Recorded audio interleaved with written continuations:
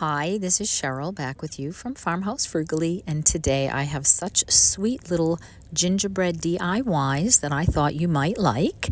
So I am starting first with some items my husband picked up at the dump. Believe it or not, I mentioned I was doing gingerbread and said if you find something at the dump, bring it home, and he found 5 things. 4 little wooden gingerbreads that had already been painted by someone else, not in my style, so I just took them out and I just sanded them down because the raised paint would show through. And once those were sanded down, I didn't bother sanding the sides because that was a little bit too much work to get into. I took my linen colored paint. This is a clay-based paint, and this works well with one coat. So it does have to be coated with some kind of a finish or a wax or something afterward, but I got it free at the dump on the good table, so I am using it up, and I absolutely do love this color because I am not a stark white kind of person. I really like anything in the vintage feel. So I gave each of these that good one coat of paint, and then once that paint was dry, I brought them back down to my garage and I just hit the edges with my sander to distress the edges and show through some of the wood tone. And then I wanted to make sure that I pulled out my antiquing wax, which I had watered down for a couple reasons. One, to, of course, put a finish over the paint. 2, to make this look a little bit more vintage, and also to make the color a little bit more in the gingerbread. I wasn't going for the perfect gingerbread color or anything here. I want to mention this is a collaboration with Craftastic DIYs and Making It with Maya. They are the hosts. I will put the link to their YouTube channels as well as the playlist for anyone else who joined this collab, so you could check out all of them. So I went through my stash in my craft room to see what I had that might be a little bit Christmassy, and through my fabrics, and I pulled out 2 different fabrics, some little jingle bells, some greens, some pip berries, some twine, and then just had fun decorating them. And I wanted them to look a little bit like a couple, so I'm kind of making 2 couples of gingerbread right here. And you're just using my hot glue gun to tack things down and to decorate them, so that since they already had wire hangers, they were already set up to be Christmas ornaments. So I wasn't going to change that. I thought that was great. I figured I would use these as some Christmas ornaments or wreath ornaments. Certainly, if you can get a hold of something like this, they would make great package tags, just a gift for a friend or a neighbor or a little something. I thought it would be really sweet to put this on a cellophane bag filled with like gingerbread treats or a gingerbread flavored coffee or something. If you're looking for a gift item for somebody and you just want a little something, a $5 type of a thing, you know what I mean, then this is a great way to grab a little something, some candy or coffee or something, and then decorate it. So I have it here in my kitchen on a wreath that I had attached to my wooden hood vent, and I thought that was exactly what it needed. I took another one to hang on the Christmas tree, so those were the 2 males, and then I decided to attach the 2 little females to my Christmas mantle swag or garland that I made in one of my 12 Days of Christmas, just to dress that up a little bit.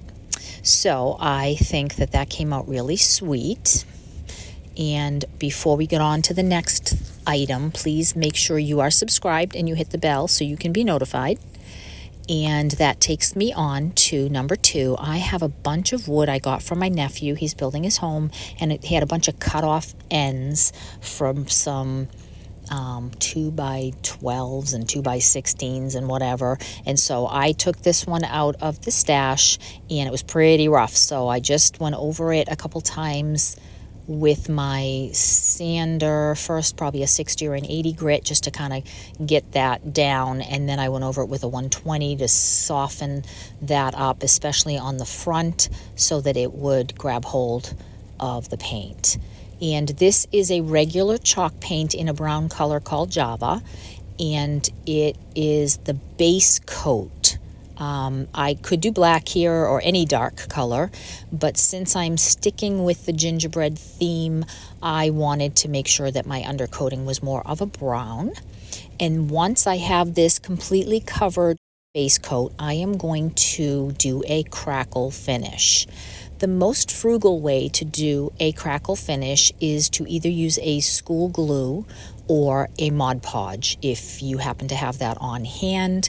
I had the Mod Podge out beside me, so I decided that I was just going to go ahead once the brown paint was dry and give this a quick coat of the Mod Podge. And you do not have to be neat at all. In fact, it really doesn't matter. You just have to get it on there. And then once you have that on there, you can wait a minute or two. Don't wait long at all. And go ahead and add paint. Now, you're not trying to get your paint to mix in with the glue. You're trying to get a layer of paint on top of the glue. So it's very easy to do. You just... I just kind of pour it sort of a little bit on so that it can quickly cover without having to do too many brush strokes over the glue part. So that doesn't take long at all. And then once I get that covered with just one quick coat of that, you can just let it dry on its own. Or if you want to speed it up, it's going to crackle either way. If you want to speed it up, you can use a hairdryer, or if you happen to have a heat gun like I do, then you can take the glue gun to it, the heat gun, and it will just speed up the drying process and let that crackle so that you can move on to the next step. And you can see already that that is beginning to crackle and let that dark brown show through this vintage cream color. And I am really enjoying this. I've only done this a couple times. It's not something that I typically do, but for this particular project, I think this is going to be exactly what I'm looking for. And then I let this completely dry, so I gave it a little bit more time. And then I pulled out this cute gingerbread stencil. I got a pack of, I think, 8 or 9 stencils on Amazon. My husband gave it to me for Christmas, I think. And the inspiration for this particular item was also when my husband went to the dump, and I had asked him to look and see if he could find any gingerbreads. He found those cute little 4 wooden ones, but he also found a little ornament made of a clay or a porcelain, and so I thought that it would be very cute to design a sign using that and this stencil. So I'm just putting the brown where I want that, and then letting the crackle show through the cream colored paint. And then I decide to go ahead and do the sides there that are kind of like greenery. And then I will later on add some actual greenery over it, but I thought that might help it pop off. If you're liking this video, please do hit like for me. That would be wonderful. And then this is the little ornament. I took the string off the top and decided that I would go ahead and just hot glue that and then decorate it and add some other items to this sign just to dress it up a bit. And I think that the little ornament was cute, but a little bit plain. So I'm taking some fabric, and I wanted to hide the hole where the ornament was hung. So I want to make a little bow, and I also want to make a little scarf and put them on this before I glue that down. I also added another little jingle bell. And then I had these, just one pick left over of some Christmassy looking greens. So I just cut that and glued those on either side of the gingerbread to have that cover up the little greens, but also go with the sign. And that was pretty much all I did with this. And I think it came out really sweet. I love it with my yellow wear. I love the color. I think it really looks sweet with that, and I would love to know what you think of this cute little gingerbread sign.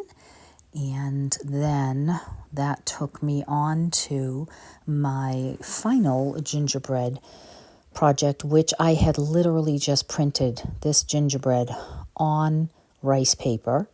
I got it free on, I want to say the graphics vary, but I'm not positive. It could have just been a freebie on Pinterest. And then I had printed two and then realized that this one, after I did it, was not free.